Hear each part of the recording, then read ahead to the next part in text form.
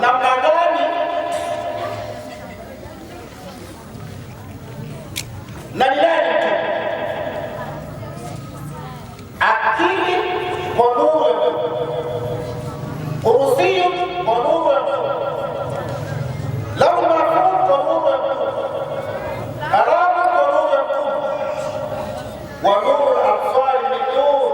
Akasema hata kuona ule uone ni kwa nuru ya Mtume Muhammad sallallahu alaihi wasallam. Wama arsalnaka illa rahmatan lil alamin. Mwenyezi Mungu akamwambia Mtume, sikukutuma wewe bali wewe ni rahma kwa walimwengu wote. Wewe ni rahma kwa walimwengu wote. Utaona namna ambavyo Mtume sio tu kwa Waislamu, lakini ni rahmatan lil alamin, ni kwa walimwengu wote, hata wale ambao si Waislamu walinufaika kwa ujio wa Bwana Mtume Muhammad sallallahu alaihi wasallam. Tazama tabati ya sura kama ile imekuja ikimweleza Abu Lahab kwa mabaya yake na adhabu ambayo atakayokutana. Mungu akashusha sura nzima ya kumweleza Abu Lahab. Ikaja habari alipozaliwa Mtume sallallahu alaihi wasallam, Abu Lahab alikuwa na kijakazi wake, yaani tunasema mfanyakazi wake, kwa lugha rahisi ni watu wenyewe. Akamwambia Mama Amina amepata mtoto wa kiume. Baada ya kutoa taarifa, Abu Lahab akafurahi, akamwambia kuanzia sasa uko huru, akamwacha huru tumwana. Kwa tendo hilo la kufurahika kwa muda mchache, ikaja habari kasema, idha kana hadha kafiran ja'atahu bitabati yadahu fi jahimi mukhallada ata annahu fi yawmi al-ithnain da'iman yukhaffafu anhu al-'adab bi sururi ahmad fama dhannu bil 'abdi alladhi kana yaqulu masruran bi ahmad wa mata marratan.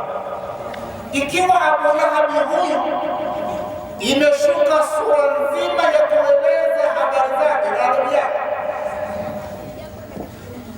lakini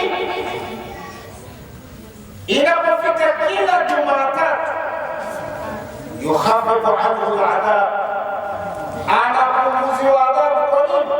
Bisururi ahmad, kwa furaha anaonyesha kwa muda mchache wa kumwachia huru kijakazi wake, ikawa ni sehemu na sababu ya kupunguziwa adhabu kila Jumatatu.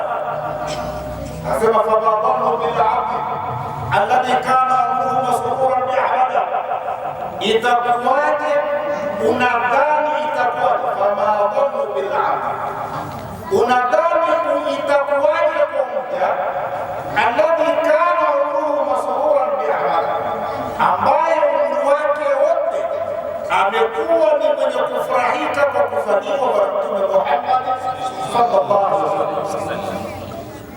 Unadhani itakuwa kama Abu Lahab kwa furaha ya muda mchache, pengine dakika moja, lakini kila Jumatatu anapunguziwa adhabu? Ndio akasema unadhani itakuwaje kwa mtu ambaye mwenye mapenzi ndani ya moyo wake, akitajwa Mtume anafurahika, anasema sallallahu alaihi wasallam. Unadhani itakuwaje kwa mtu huyu? Maana yake mtu huyo kama atakuwa ameishi katika maadili yaliyokuwa sawasawa, akafuata utaratibu wa Mwenyezi Mungu, akafuata mwenendo sahihi wa kiongozi huyo ambaye ndio tumemsalikia mahala, bila shaka kuhusu mahala pake ni peponi. tunamwomba Mwenyezi Mungu. Na hapa hii furaha ambayo tunaona watoto, si kwa sababu ya mwingine, ni kwa sababu tu leo tumekusanyika mahali hapa, anataja Mtume, watoto imekuwa ni furaha. Sasa kwa furaha ile ambayo alionyesha Abrahamu akapunguzwa adhabu, ndio sababu na sisi tuko mahali hapa. Kwa furaha hiyo sasa tunamwomba Mwenyezi Mungu kwanza atupe amani katika nchi yetu, na kwa kuwa tunakwenda kwenye chaguzi, tunamwomba Mwenyezi Mungu atupe amani katika nchi yetu.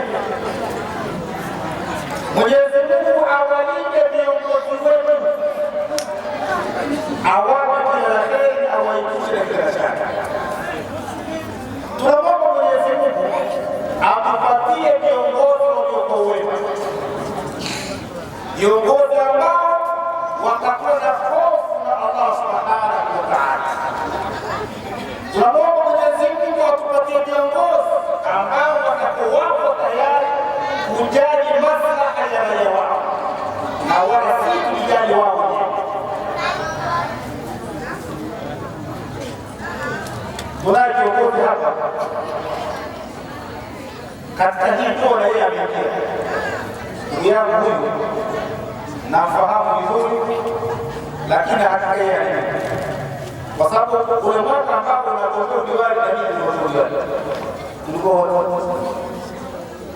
watu wakanishangaa, Sheikh, hata unagombea udiwani ya kila nani watagombea? Yaani ya kila nani ndio wana haki ya kugombea udiwani? Yaani sisi mashehe hatuna haki ya kugombea? Ilikuwa kwenye timu moja. Sasa hiyo yote ni kwa sababu tu tumekutana mahali hapa kwa sababu ya furaha ya Mtume sallallahu alaihi wasallam.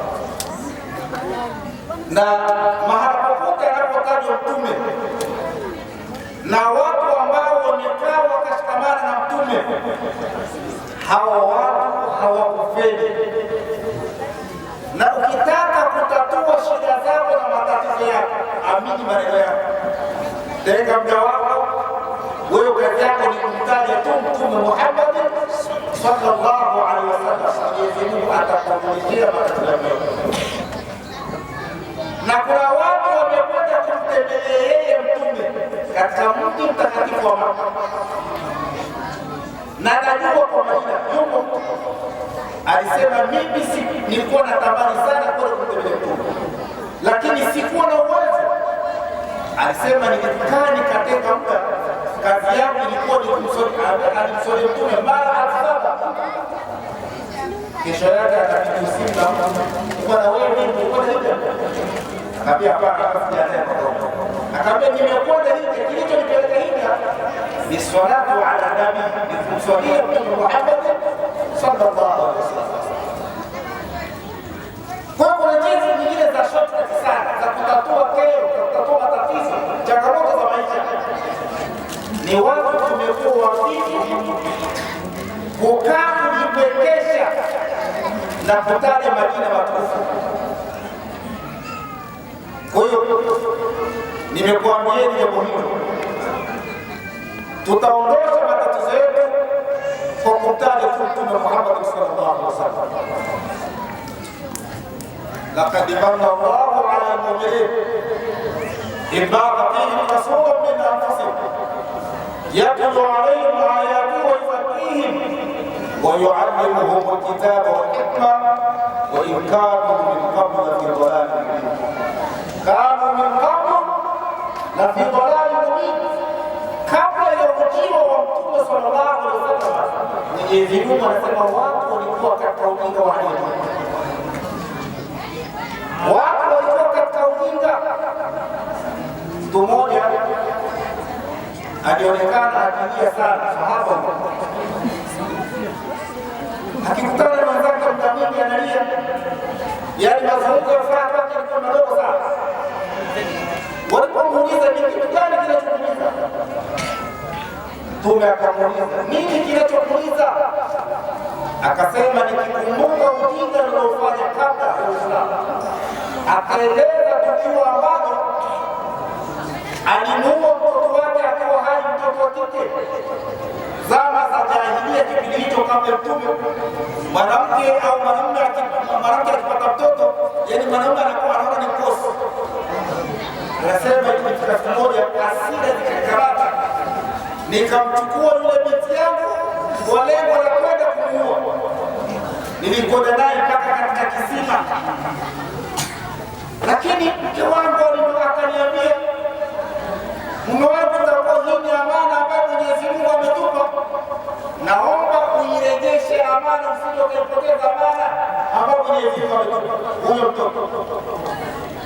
Yule bwana akasema, niliondoka na yule mtoto binti yangu mpaka sehemu za mbali. Nilipofika katika kisima,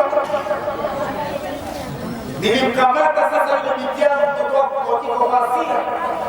Akasema, nilimtupa katika kisima kirefu sana, mpaka niliposikia sasa ule ukelele umenyamaza, nikajiridhisha kuwa amekufa, ndio nikarudi nyumbani. Sasa nikikumbuka tukio lile la zama za jahilia, ndicho kitu kinachonipelekea ninalia sana. Kwa hiyo watu waliua watoto wao kipindi hicho za jahilia kwa sababu hawakuwa wanajua, lakini ujio wa Mtume sallallahu alaihi wasallam umekuja ni nusra na ni msaada kwa akina mama.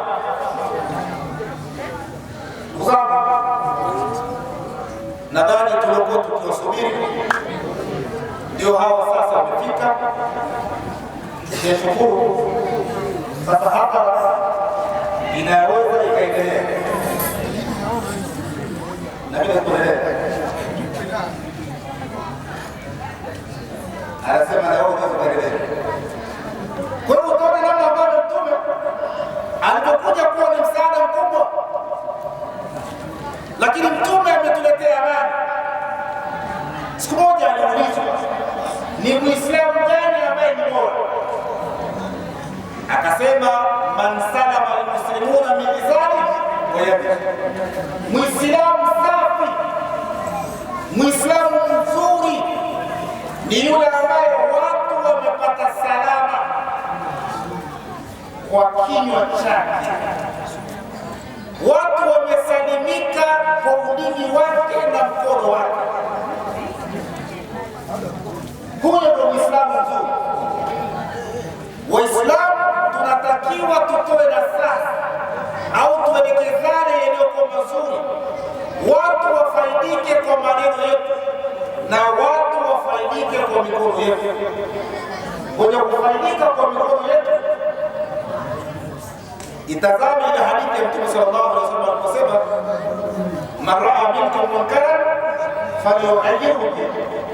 Yoyote mwenye kuona uovu auondoshe uovu huo kwa mkono wake.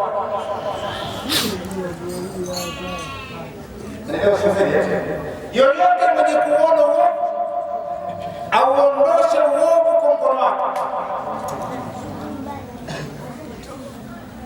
Maana yake tunakwenda Oktoba kwenda kutiki, tutatumia mikono yetu kupata viongozi ambao ni halali tunaowaridhia. Maana yake ule unayemwona wewe anakufaa, atanufaisha jamii, wanadamu wote watapata salama, watapata amani, basi tumia mkono wako kutiki ili amani izidi kutabaraki. Nadhani mpaka hapo takuwa nifahamika.